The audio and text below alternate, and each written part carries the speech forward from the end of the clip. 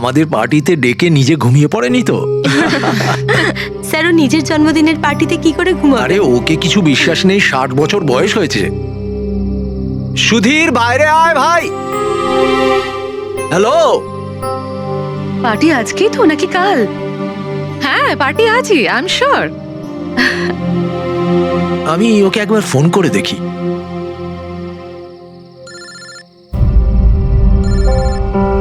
ভেতর থেকেই তো রিং শোনা যাচ্ছে, তাহলে কেউ গেট খুলছে না কেন? তাহলে ভিতর থেকে কেউ দরজা কেন খুলছে না?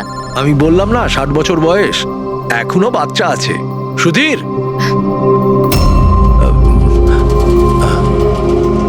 পিছনে জানলার দিকে গিয়ে দেখি।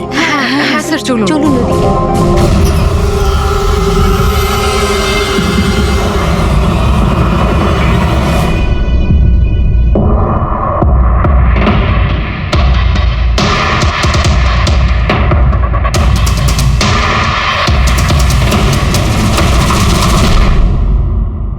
Emergency medical card.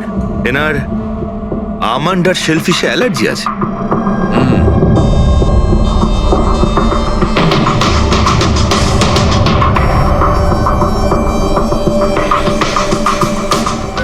স্যার কেকটাও পুরো খাওয়া হয়নি, এই দেখুন। মনে হচ্ছে কেক কাটার কিছুক্ষণের মধ্যেই এরা সবাই মারা গিয়েছেন।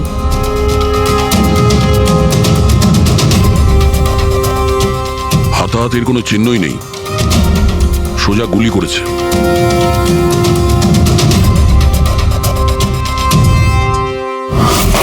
এইভাবেই গুলি চালিয়েছে।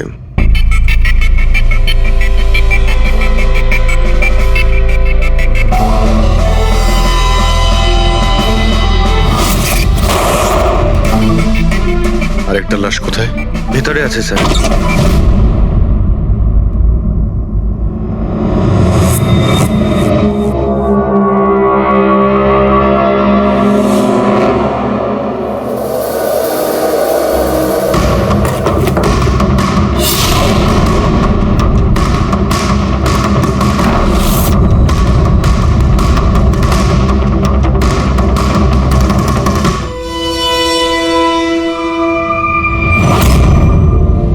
গান কেস,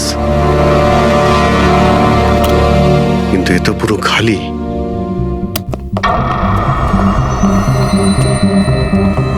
তবে স্যার, এই ঘটনা ঘটেছে কতক্ষণ হয়েছে? এই 4 জনের মৃত্যুই কালকে দুপুর 2টো থেকে 4টের মধ্যে হয়েছে। এরা কে কিছু জানতে পারলে? হ্যাঁ স্যার, উনি সুধীর বাবু, আর কে উইপস ইন্ডাস্ট্রির চেয়ারম্যান। ওর বড় ছেলে নীল, আর এ ওর ছোট ছেলে রিতেশ। আর ভিতরে যে আছে সে সুধীর বাবুর স্ত্রী মায়া। স্যার, নীল আর রিতেশ দুজনেই আর কে উইভস কোম্পানির বোর্ড মেম্বার ছিল, কিন্তু কোম্পানির অবস্থা খুবই খারাপ ছিল, বন্ধ হওয়ার জোগাড়। প্রচুর ধার বাকি হয়ে গেছিল, আর বাজারের ধারও মেটাতে পারছিল না, সমস্যা বেড়েই চলেছিল। তাহলে এখানে সেলিব্রেশন কি জন্য হচ্ছিল? স্যার সুধীর বাবুর 60তম জন্মদিন ছিল। বার্থডে সেলিব্রেট করছিল। তাহলে নিশ্চয়ই আরো অনেকে এসেছিল। অফিসের কিছু লোক এসেছিল স্যার, আর ওদেরকে জিজ্ঞাসাবাদ করে ছেড়ে দিয়েছি। এরা সবাই এখানে একসাথে থাকতো কি? না না স্যার, এখানে তো শুধু সুধীরবাবু আর মায়া থাকতেন। সুধীরবাবু নীল আর রিতেশের জন্য আলাদা আলাদা বাংলো কিনে রেখেছিলেন, এরা দুজন ওখানেই থাকতো। আজকে তারা বাবার জন্মদিন পালন করতে এসেছিল। স্যার সন্ধেবেলায় অনেক বড় একটা পার্টি হওয়ার কথা ছিল, কেক কাটার কিছুক্ষণের মধ্যেই সবাই মারা যায়। পার্টি প্ল্যান যারা করেছিল সেই টিমটা এসেছিল, কিন্তু কেউ দরজা খোলেনি দেখে চলে গিয়েছিল। বস, আমার মনে হচ্ছে না যে কেউ বাইরে থেকে এসেছিল। যা কিছু ঘটেছে এই 4 জনের মধ্যেই ঘটেছে। কিন্তু বাড়িতে তো কোনো চাকর অবশ্যই থাকবে। আছে তো, চাকর আছে তো, কিন্তু তারা গ্রামে গেছে। সুধীরবাবু শুধু আজকের জন্য একজন সার্ভেন্ট হায়ার করেছিলেন, সে কাল সকালে কাজ করে গেছিল, আর পার্টি শেষ হওয়ার পরে আজকে এসে পরিষ্কার করার কথা ছিল। পার্টি শেষ হওয়ার আগেই সবকিছু শেষ হয়ে গেছে। মনে তো হচ্ছে এটা মার্ডারই। সরি ডক্টর সালুকে, আমার এটা মনে হচ্ছে যে 4 জন ছাড়াও এখানে আরো একজন ছিল, যে বাইরে থেকে ভেতরে এসেছিল। একটু মন দিয়ে দেখো, এখানে কোনো হাতাহাতির কোনো চিহ্ন নেই, আর প্রত্যেকটা জিনিস নিজের জায়গাতেই আছে। এটা মনে হচ্ছে যে কেউ কেকের মধ্যে কিছু মিশিয়ে দিয়েছিল, যেটা খেয়ে এরা 4 জনই অজ্ঞান হয়ে গেছিল। তারপরে ওই 5 নম্বর লোকটা বাড়ির মধ্যে ঢুকলো, এসে সবাইকে গুলি করে দিল। এটা বস 100% মার্ডার। মার্ডার আর সুইসাইডও। আচ্ছা, তোমরা তো নিশ্চিতভাবে কি করে বলছো? স্যার এই দেখুন, বাকি তিনটে লাশের কাছে স্ট্রাগলের কোনো চিহ্ন মাত্র নেই, শুধুমাত্র সুধীর বাবু ছাড়া। এনার পা ভাঁজ হয়ে রয়েছে, অনেকটা ব্লাডও বেরিয়েছে। আমার মনে হয় যখন ওনার গুলি লাগে তখন উনি বেঁচে ছিলেন। যদি উনিও কেক খেয়ে বাকিদের মতো অজ্ঞান হয়ে থাকতেন তাহলে ওদের মতোই পড়ে থাকতেন। ইনি প্রথমে তিনজনকে গুলি করেন আর তারপর সুইসাইড করেন, এরকম মনে হচ্ছে। যদি এটাই হয় তো তাহলে যে বন্দুক দিয়ে গুলি করা হয়েছিল সেটা কোথায়? সেটা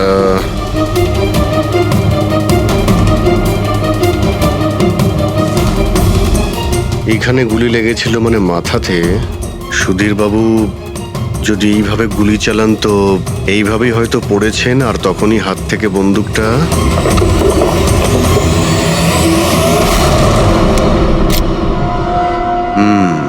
এই হলো বন্দুক।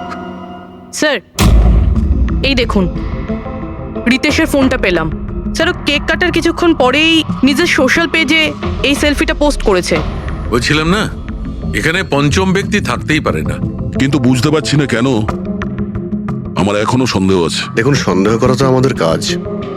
একটা কাজ করে যতগুলো এভিডেন্স আছে, যতগুলো জিনিস আছে, সব বিউরোতে নিয়ে যাই, দেখি এসিপি স্যার কি বলেন। গোলমাল মনে হচ্ছে।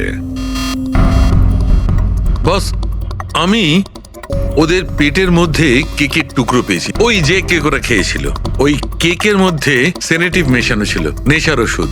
সেনেটিভ? তিনজন খেয়েছে আর অজ্ঞান হয়ে গেছে। চারজনই? না, তিনজন। নীল, রিতেশ আর মায়া, ওদের তিনজনের পেটের মধ্যেই শুধু কেকের টুকরো পাওয়া গেছে। তার মানে সুধীর বাবু ওই কেকটা খাননি? না দয়া, সুধীর শুধু একজনই ছিল যে গুলি চলবার সময় অজ্ঞান হয়নি। কি সুধীর বাবু নিজের জন্মদিনে এই কেক খাননি? হয়নি, কারণ ওই কেকের মধ্যে বাদাম মেশানো ছিল। কিন্তু স্যার ওনার বাড়ির লোকের তো নিশ্চয়ই জানা আছে যে ওনার বাদাম থেকে অ্যালার্জি ছিল। এক্স্যাক্টলি। তাহলে এই কেক আনলো কেন? অদ্ভুত ব্যাপার। সুধীর বাবুর বার্থডে ছিল আর কেক ওই তিনজনে খেয়েছিল। কেক তিনজনে খেয়েছিল, কিন্তু ওখান থেকে যে বন্দুকটা পাওয়া গেছে তাতে 4টে গুলি খরচ হয়েছে, যেগুলো এদের গায়ে লেগেছে।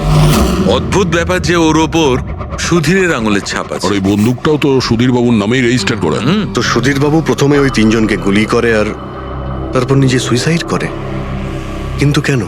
ঝামেলা এড়ানোর জন্য। ব্যবসা ডুবে যাচ্ছে, ধার দেনা বেড়ে যাচ্ছে, এই জন্য নিজের সঙ্গে পুরো ফ্যামিলিটাকেই মেরে ফেলে। আর কি কারণ হতে পারে? হ্যাঁ স্যার, তাই তো মনে হচ্ছে।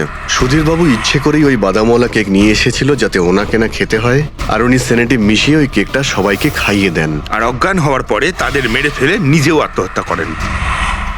রবি, ওই রিতেশ যেটা ফটো আপলোড করেছিল না নেটে, সেটা একটু খোলো তো। কটার সময় তুলেছিল এই ফটোটা?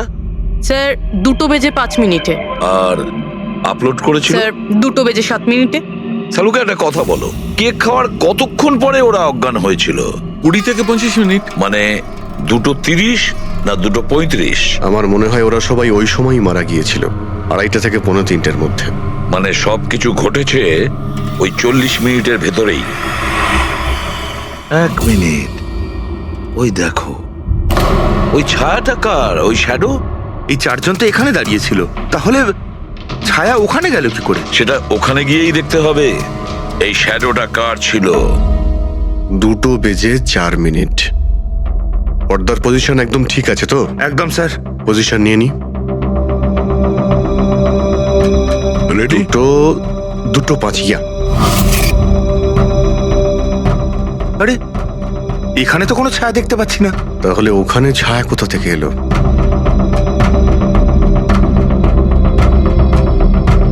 রোদটা এই দিক থেকেই আসছে। পুরবি, তুমি ওইখানটা গিয়ে দাঁড়াও তো। ইয়া, ব্যাস।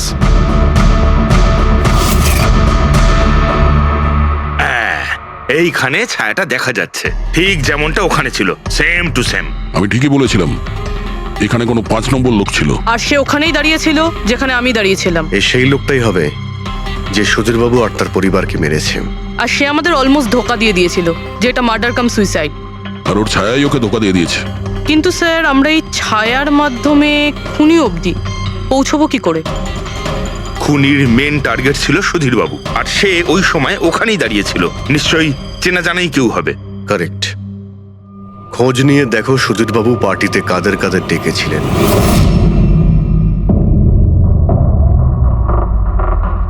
স্যার আমি পড়ি। তুমি সুধীরের এক্সিকিউটিভ অ্যাসিস্ট্যান্ট? হ্যাঁ।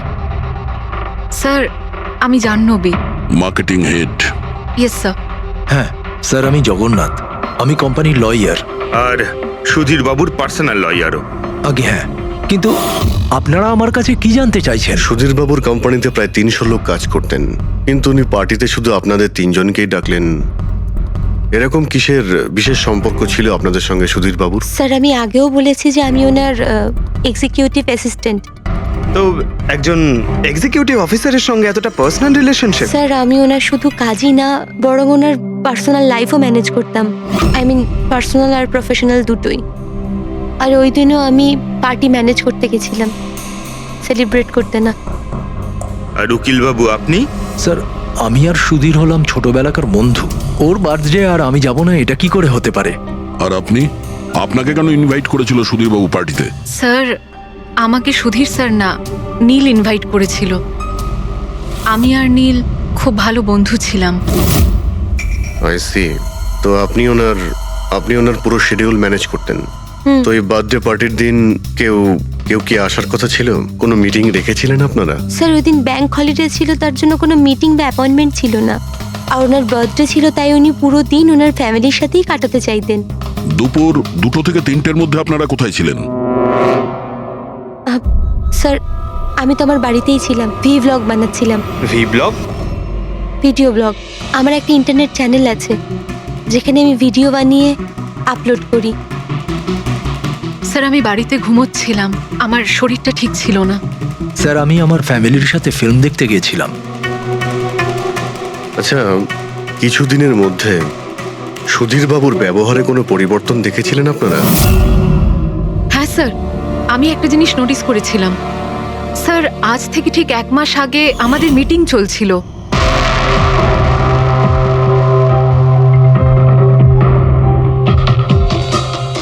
স্যার কি ব্যাপার, ভেতরে এসো। ঠিক আছে তুমি যাও।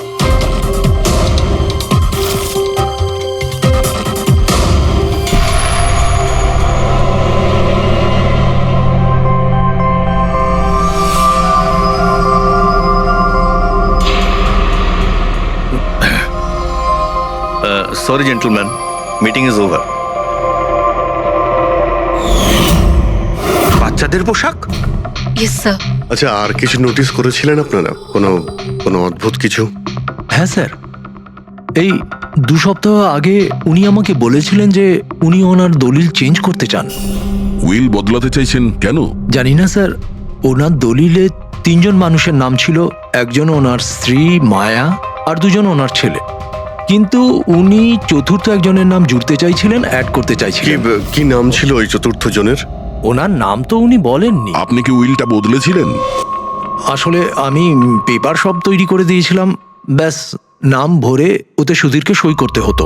জানি না কি হলো, হঠাৎ নিজের বার্থডের কিছুদিন আগে ও আমাকে বলল যে দলিল বদলাতে চায় না, ওই পুরনো দলিলটাই থাকবে। ঠিক আছে, এই চতুর্থ ব্যক্তি আবার কোথা থেকে এলো যার নাম সুধীরবাবু নিজের উইলে ইনক্লুড করতে চেয়েছিলেন? সুধীরজির মৃত্যুর এই চতুর্থ জনের সঙ্গে কোনো কানেকশন থাকতে পারে। আমার তো এটাই কিছুতে মাথায় ঢুকছে না। বাচ্চাদের পোশাক কেউ কাউকে কেন পাঠাতে যাবে? বাচ্চাদের জামা কাপড় পাঠানো হয়েছিল, তাহলে ওই এনভেলপটা কোথায় গেল? সুধীরবাবুর রুমটা তো আমরা ভালো করে চেক করেছি, ওখানে তো কিছুই পাইনি আমরা। বাড়িতে নয় তো অফিসে?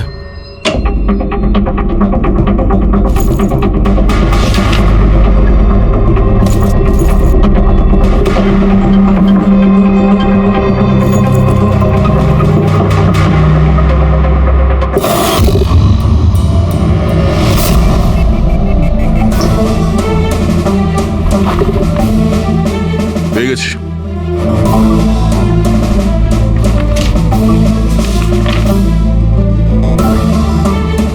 আরে এতে তো দেখছি কোনো পোস্টাল স্ট্যাম্প বা যে পাঠিয়েছে তার নামই নেই। তাহলে পার্সেল এখানে পৌঁছলো কি করে? মনে হচ্ছে এই এনভেলপটা সোজা কেউ কোম্পানির পোস্ট বক্সে ঢেলে দিয়েছিল।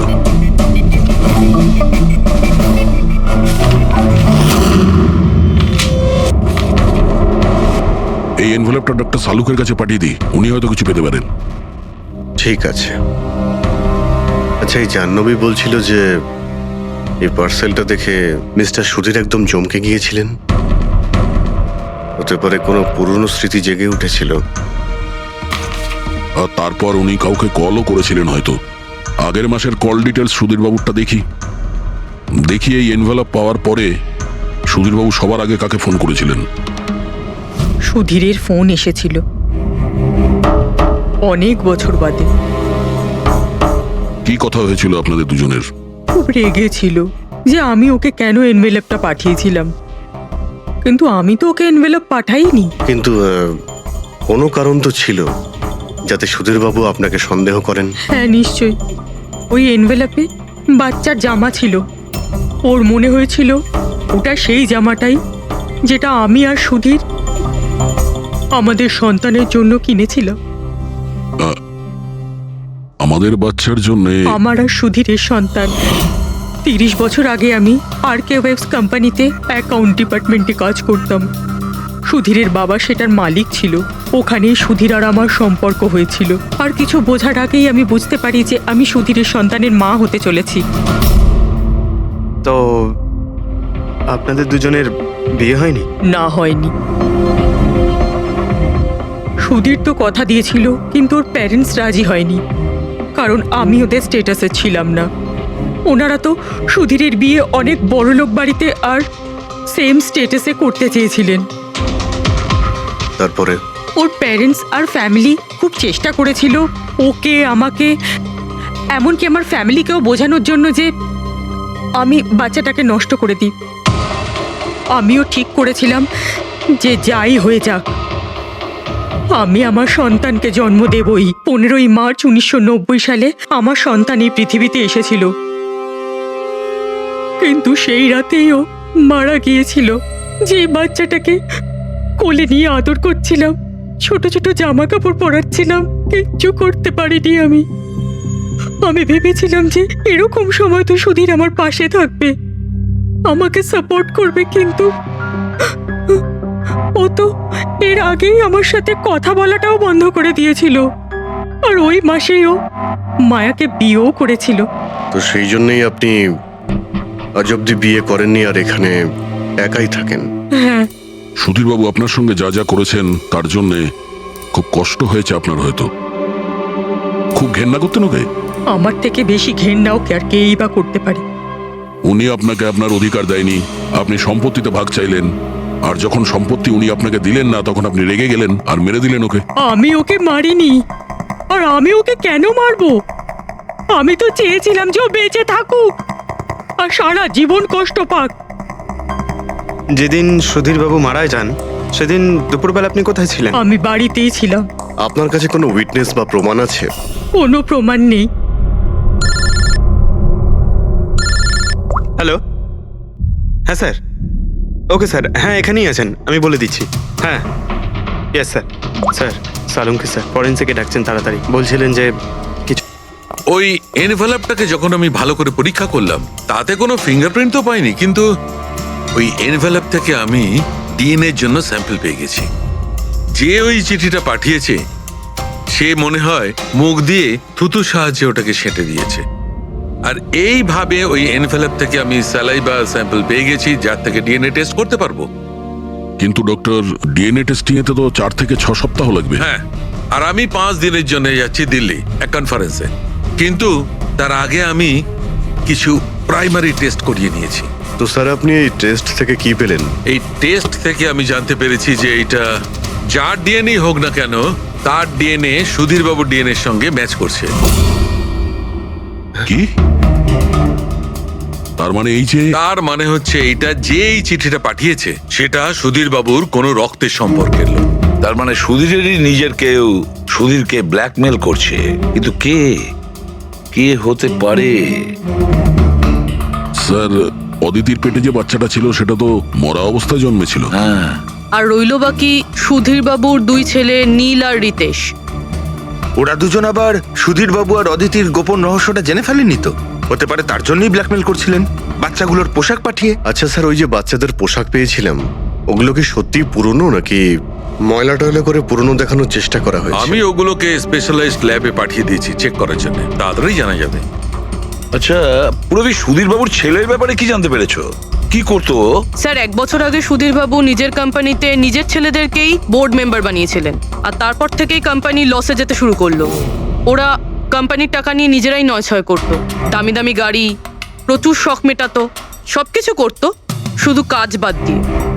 কিন্তু স্যার সুধীরবাবু তার ছেলেদের খুব ভালোবাসতেন, দুজনের জন্য আলাদা আলাদা বাংলো। আচ্ছা, এটা নয় তো যে ওদের দুজনের মধ্যেই কেউ ওই এনভেলপটা লেটার বক্সে ফেলেছিল? কিন্তু একটা কথা কিছুতেই মাথায় ঢুকছে না, এই ব্ল্যাকমেলিং কেন? আরে ভাই, টাকার জন্য। কোম্পানি ডুবে যাচ্ছিল। কারেক্ট। কোম্পানি কাঙাল হওয়ার আগে যা কিছু গুছিয়ে নিতে পারো গুছিয়ে নাও। যদি সুধীর বাবুর 2 ছেলে তাদের বাবাকে টাকার জন্য ব্ল্যাকমেল করে থাকে, তাহলে নিশ্চয়ই ওনার ব্যাংকের অ্যাকাউন্টে নিশ্চয়ই টাকা এসে থাকবে, খুব বড় রকমের ফিগার। একটা কাজ করো, এই দুজনের পার্সোনাল অ্যাকাউন্ট, কোম্পানি অ্যাকাউন্ট সব চেক করো, দেখো কোনো বড় অ্যামাউন্ট এসেছিল কিনা।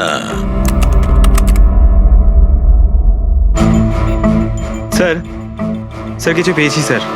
আরকে উইপস ইন্ডাস্ট্রি থেকে কোটি টাকা ট্রান্সফার হয়েছে স্যার। কার অ্যাকাউন্টে ট্রান্সফার হয়েছে? 1 মিনিট দেখছি। এগুলো রিতেশ আর নীলের অ্যাকাউন্টই হবে? না স্যার, প্রাইভেট অ্যাকাউন্ট, রেচেলের নামে। কোন টাকা? আপনারা কি নিয়ে কথা বলছেন? আমি কিচ্ছু জানি না। কোন টাকা? সেই টাকাটা যেটা আরকে উইপস এর অ্যাকাউন্ট থেকে তোমার অ্যাকাউন্টে ট্রান্সফার হয়েছে। এবার কিছু মনে পড়েছে? ওটা তো আমার স্যালারি, আমি ওখানে কাজ করতাম। স্যালারি? 11 কোটি স্যালারি? হ্যাঁ, তাও আবার 2 সপ্তাহের। ওই হিসাবে তো তোমার মান্থলি স্যালারি 22 কোটি টাকা হবে। কি কাজ কি করো তুমি? ব্ল্যাকমেলিং এর কাজ। তুমি আর রিতেশ দুজন মিলে সুধীর বাবুকে ব্ল্যাকমেল করছিলে। দেখো রিচেল, আমরা খুব ভালো করে জানি যে তুমি আরকে কোম্পানিতে একদিনের জন্যও কাজ করনি। এবার পরিষ্কার করে সত্যিটা বলবে নাকি? রিতেশ কিন্তু আর নেই, তাই যত শাস্তি সব তোমাকেই কিন্তু পেতে হবে। ব্ল্যাকমেলিং আর এক্সটর্শনের শাস্তি জানো তুমি? আমি কাউকে ব্ল্যাকমেল করিনি। তাহলে সুধীর বাবু কি তোমাকে 11 কোটি টাকা এমনিই দান করে দিলেন? সুধীর আঙ্কেল তো ওই টাকা ট্রান্সফারই করেননি। তাহলে কে করেছিল? আমার বয়ফ্রেন্ড রিতেশ। ও আমাকে বলেছিল যে ওর কোম্পানির টাকা ও কিছুদিনের জন্য অন্য কোথাও রাখতে চায়। অন্য কোথাও? কেন জানি না, আর আমি জিজ্ঞাসাও করিনি। তুমি রিতেশকে জিজ্ঞাসা করনি, আর যখন রিতেশ মারা গেল তখন পুলিশকেও বলনি। আমি ভেবেছিলাম যে রিতেশ তো আর বেঁচে নেই, তাই টাকাগুলো আমি রেখে দিই। কেউ কি করে জানতে পারবে? কিন্তু সুধীর বাবুর ফ্যামিলিকে মারতে পারে কারা? পরি তো ভিডিও বানাচ্ছিল, আর জাহ্নবী অসুস্থ ছিল, আর জগন্নাথ নিজের ফ্যামিলির সঙ্গে ফিল্ম দেখছিল। কিন্তু অদিতির ব্যাপারে আমি কিছুই বুঝতে পারছি না। কিন্তু কে হতে পারে যে সুধীর বাবুকে এনভেলপ পাঠায়, ওই প্যাকেটটা পাঠায়? সে কে? ওর নামটা সুধীর বাবু উইলে লিখতে চেয়েছিলেন, কিন্তু লেখেননি। সে কে?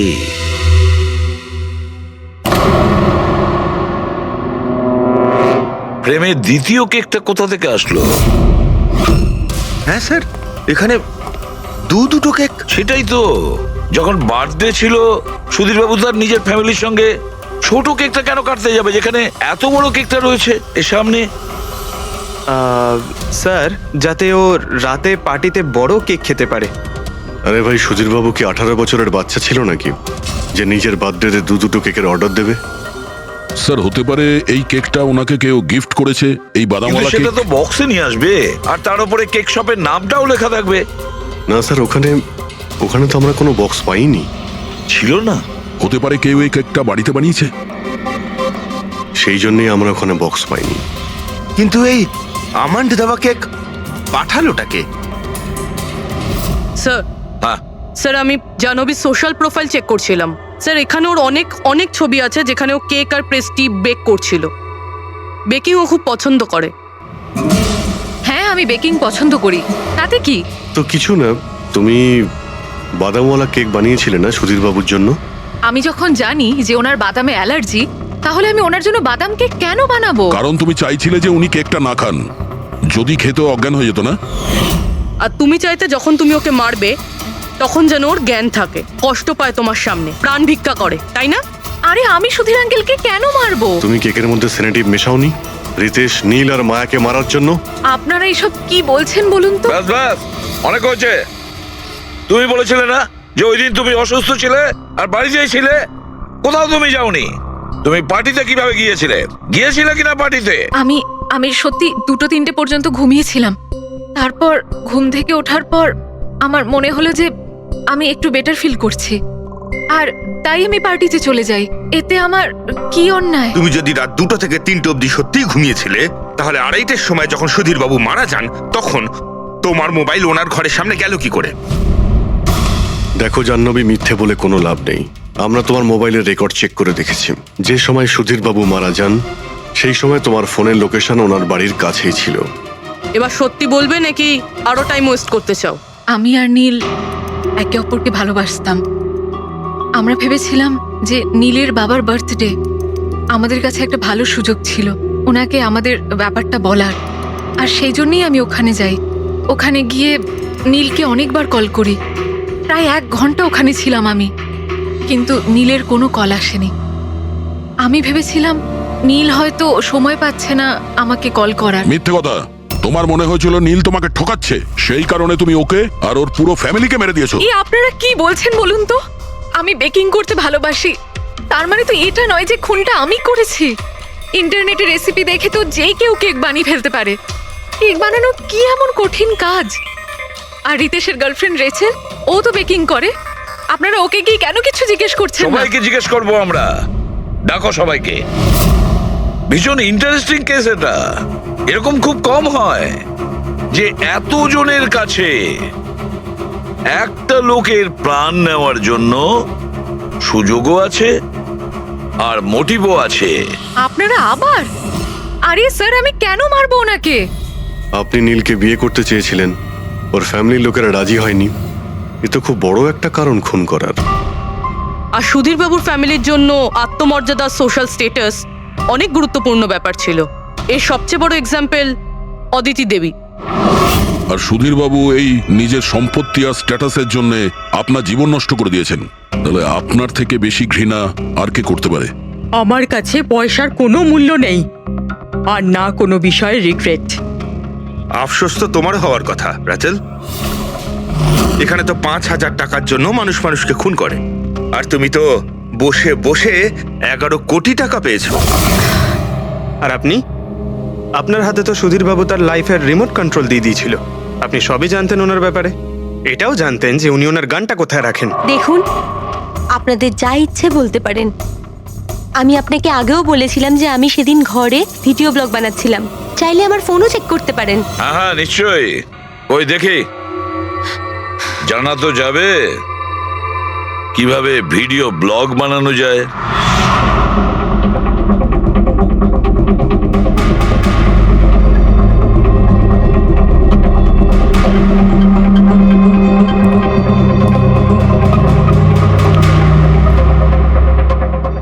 স্যার, এখন আপনি বিশ্বাস করেছেন তো যে সেদিন আমি নিজের ঘরে DIY ভিডিও বানাচ্ছিলাম? DIY তার মানে?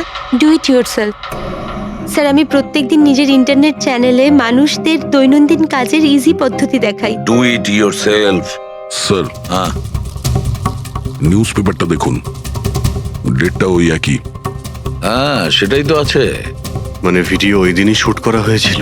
স্যার, হ্যাঁ পুরবি। স্যার আমি মেমোরি কার্ডের ডেট আর টাইম চেক করেছি। এই ভিডিওটা ওই দিনই তৈরি করেছিল, 2টো থেকে 4টের মধ্যে। আচ্ছা, আর স্যার, ওরির মোবাইল লোকেশন ক্রস চেক করেছিলাম আমরা, তাতে দেখলাম ও সেদিন বাড়িতেই ছিল। পুরবি একটা কাজ করো, এই 4 জন লেডিসকে আলাদা ঘরে বসাও। স্যার, হুম, চলো।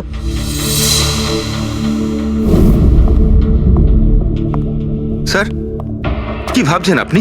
সমস্ত প্রমাণ তোর পক্ষেই দেখছি। এই কেসটা তো আমি অন্ধকারে ডুবে যেতে দেখছি। ঠিক একটা কথা তো পরিষ্কার, যখন অন্ধকার হয় তখন কোনো ছায়া পড়ে না, কিন্তু আমার মনে হয় এই পুরো কেসটাই ছায়ারই খেলা। সানডাইল জানো তো?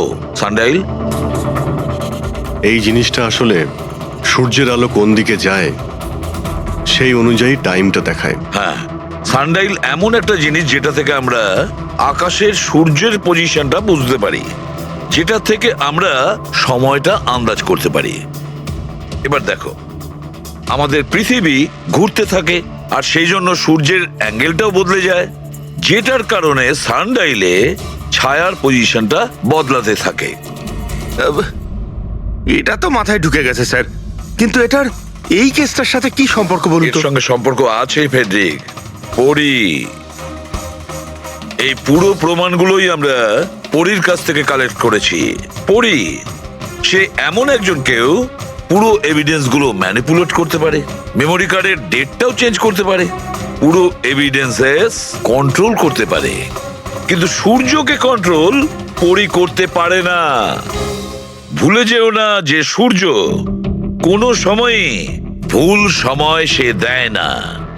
তার মানে ওরই ভিডিওতে ডেট আর টাইম দুটোই চেঞ্জ করে দিয়েছে। হয়তো চেঞ্জ করেছে বা করেনি, কিন্তু এখন আমরা এই ছায়াকে প্রশ্ন করব যে পরি সত্যি বলেছে না মিথ্যে বলেছে। কারেক্ট, এই সেটিংটা একদম সেরকমই হয়েছে যেমন পরীর ভিডিওতে ছিল। আর রোদও সেই রকম আছে সেদিন যেরকম ছিল। শুধু পরীর জায়গায় পুরবি দাঁড়িয়ে আছে। স্যার, আমরা এখানে কি করব?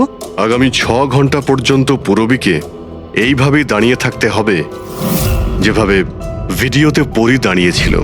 আমরা এটাই দেখতে চাই যে যদি পরী সত্যি কথা বলে তাহলে 2 থেকে 4টের মধ্যে পুরবীর মুখে ঠিক সেই জায়গা থেকে রোদ্দুর পড়বে যেমন পরীর মুখে ছিল। আর স্যার, যদি আমার ছায়া পরীর ছায়ার সাথে ম্যাচ না করে তো? তো দেখতে হবে। ক্যামেরা অন করো।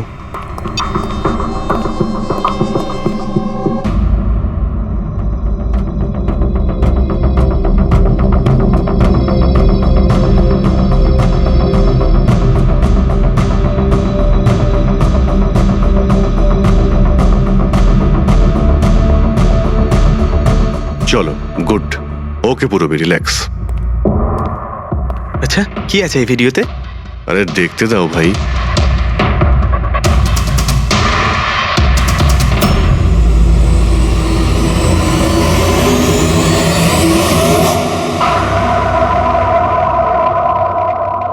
তো সকাল 11টা থেকে 1টার মধ্যে তুমি ওই ভিডিওটা রেকর্ড করেছিলে। আর তুমি খুব চালাকির সাথে ভিডিও ডেট আর টাইম চেঞ্জ করে দিয়েছো। মেমোরি কার্ডের ডেট আর টাইম বদলে দিয়েছিলে, নিজের মোবাইল ফোনটা বাড়িতে রেখে দিয়েছিলে যাতে আমরা ওখানকার লোকেশন পাই। তুমি কি মনে করেছিলে এসব করার ফলে আমরা বোকা হয়ে যাব? হ্যাঁ, না তুমি আমাদেরকে বোকা বানাতে পারলে, না আকাশে ওঠা সূর্যকে। তোমার ভিডিওতে রোডের ডিরেকশন দেখে স্পষ্টই বোঝা যাচ্ছে ওই ভিডিওটা 11টা থেকে 1টার মধ্যে শুট করা হয়েছে। চেষ্টাটা ভালোই করেছিলেন, কিন্তু রিসার্চ ওয়ার্কটা একটু দরকার ছিল। পরি, তোমার ব্যাপারে আমরা সব কিছু জেনে গেছি। পড়ি, আমাদের হয়তো ম্যাক্সিমাম 4 সপ্তাহ সময় লাগবে তোমার ডিএনএ টেস্ট করে এটা প্রমাণ করতে যে তুমি সুধীর বাবুর মেয়ে, কিন্তু তাতে সত্যিটা বদলে যাবে না।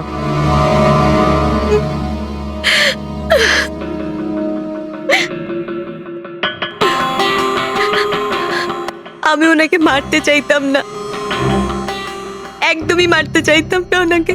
আমি তো শুধু এইটুকু চাইতাম যে উনি আমাকে স্বীকার করুক।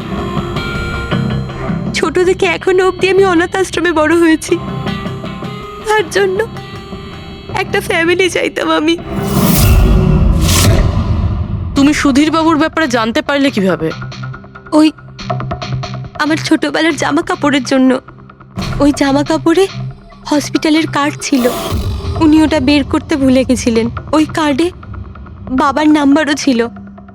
তারপর আমি বাবাকে অনেক খুঁজলাম, তখন শেষ পর্যন্ত ওনার কোম্পানির কথা জানতে পারলাম। কিন্তু তুমি ওনার কোম্পানি কেন জয়েন করলে? তুমি চাইলে সুধীরবাবুকে অন্য জায়গাতেও কথাটা বলতে পারতে যে তুমি ওনার মেয়ে। কিন্তু আগে আমি ওনার সাথে দেখা করতে চাইতাম, চিনতে চাইতাম ওনাকে। তারপর আস্তে আস্তে জানতে পারলাম যে উনি খারাপ মানুষ নন, মনের দিক থেকে খুবই বড়। তখন আমি ভাবলাম যে হয়তো ওই সময় ওনার অবস্থা খুব খারাপ ছিল, তাই অনাথ আশ্রমে দিয়েছিল আমাকে। কিন্তু এখন তো ওনার খুব ভালো অবস্থা, এখন তো উনি আমায় আপন করতে পারতেন। তাহলে ওনার সঙ্গে দেখা হতে না হতে প্রপার্টিতে ভাগ কেন চাইলে? কারণ আমি জানতে চাইতাম যে ওনার কাছে ইম্পর্টেন্ট কি, টাকা না আমি। তার জন্যই সুধীরবাবু ওনার উইল চেঞ্জ করতে চাইছিলেন। হ্যাঁ, আর এটা শুনে আমি খুব খুশি হয়ে গেছিলাম। কিন্তু সুধীর বাবু তার সিদ্ধান্ত বদলে ফেলেছিলেন, যেটা তুমি সহ্য করতে পারোনি। স্যার, ও সব ওনার ওয়াইফ আর ওনার মেয়ের জন্য হয়েছিল। ওরা এটা সহ্যই করতে পারছিল না যে বাবা আমার নাম উইলে অ্যাড করছিল। অর্থাৎ আরও একবার সুধীর বাবু আপনাকে মেনে নিতে অস্বীকার করলেন। হ্যাঁ, আর এইবারও ঠিক ফ্যামিলির জন্যই। উনি একদম বদলাননি, উনি একদম ঠিক আগের মতোই ছিলেন। সেলফিশ, সুবিধাবাদী, দায়িত্বজ্ঞানহীন। সহজভাবে নিজের ভাগটা পাননি বলে ওনাকে ব্ল্যাকমেল করতে শুরু করে দিলেন। না, আমি যখন ওনাকে প্রথম এনভেলপ পাঠিয়েছিলাম তখন আমার এরকম উদ্দেশ্য ছিল না। আর না আমি এতটাই বোকা যে এনভেলপ নিজের মুখ দিয়ে সিল করব। আমি তো এটাই ভাবতাম যে অ্যাটলিস্ট উনি আমাকে নিজের ফ্যামিলিতে ইনক্লুড করুক, আমার নিজেরও একটা ফ্যামিলি হোক। আর তার জন্যই আমি বাবার জন্মদিনের দিন নেশাযুক্ত ওষুধ দিয়ে বাদামের কেক নিয়ে ওনার বাড়িতে গেছিলাম। Happy birthday to you.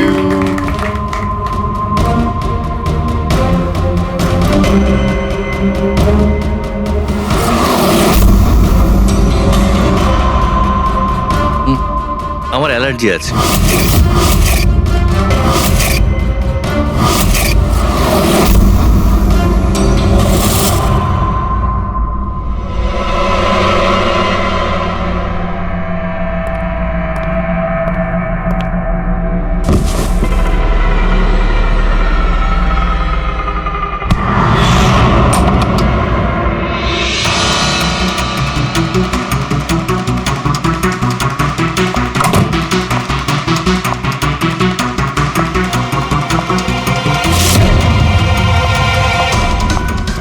বাবা,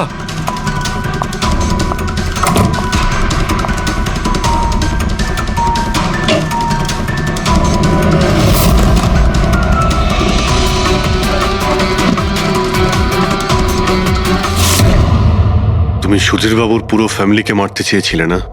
তোমার লক্ষ্য পূরণ হয়েছে। এবার তোমার সঙ্গে ওনার ফ্যামিলির লাস্ট মেম্বারও শেষ হয়ে যাবে। জেল যাওয়ার আগে আমরা তোমার সঙ্গে কারোর সঙ্গে দেখা করিয়ে দিতে চাই।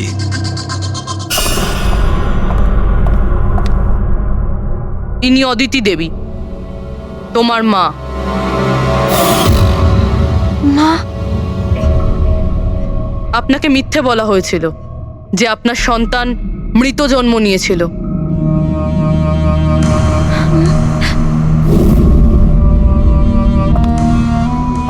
মা,